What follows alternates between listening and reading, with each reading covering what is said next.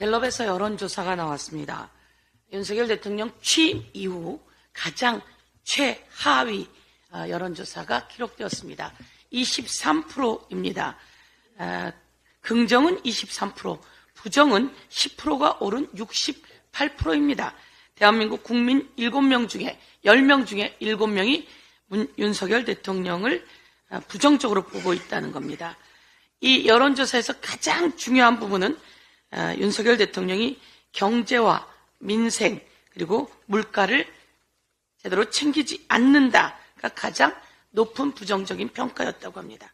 그리고 두 번째는 소통이 미흡하다, 자기 마음대로 한다라고 하는 것이 두 번째 평가였다고 합니다. 이제 윤석열 대통령은 대한민국의 경제를 살리고 민생을 살리는데 최선을 다해야 합니다. 국민은 경제 살려라라고 이야기를 합니다. 다른 나라는 모두 좋아지고 있는 상황에서 대한민국만 경제가 최악입니다. 이번에 영수회담이 있습니다. 이 영수회담에서 이재명 대표는 민생 살리기를 최우선으로 할 것입니다. 민생 살리기에 윤석열 대통령이 힘을 보태야 합니다. 그 어려운 코로나 시기에 대한민국은 최고의 코로나를 회복한 세계 최고의 나라로 성장했습니다. 그 이유는 바로 민생 회복 지원금을 문재인 정부 때 지원했기 때문입니다. 그 돈이 마중물이 되었고 그것이 경제를 살려서 대한민국은 그 어려운 코로나 시기에도 세계 10위 경제 대국으로 성장했습니다. 그래서 문재인 대통령 시절에 G7 정상회담에 초청받았습니다.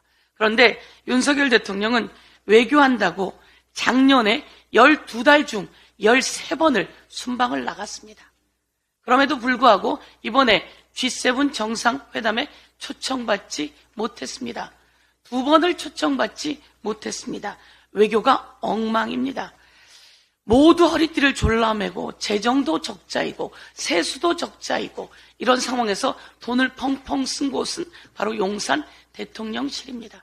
청와대에서 대통령실을 용산으로 이전하면서 돈을 펑펑 썼고 외교 순방한다며 돈을 펑펑 다 쓰고 또다시 마련하지 않았습니까?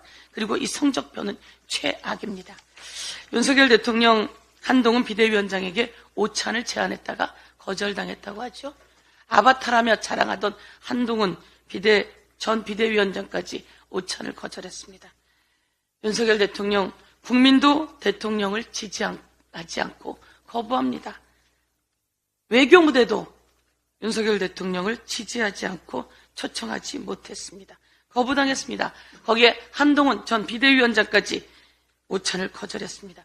여기서 단 하나 성사된 만남, 바로 이재명 대표는 그렇게 탄압당하고 압수수색당하고 그리고 체포영장 발부까지 이겨내면서 대통령과의 만남을 제안해왔고 이번에 그 만남을 이재명 대표가 승낙했습니다.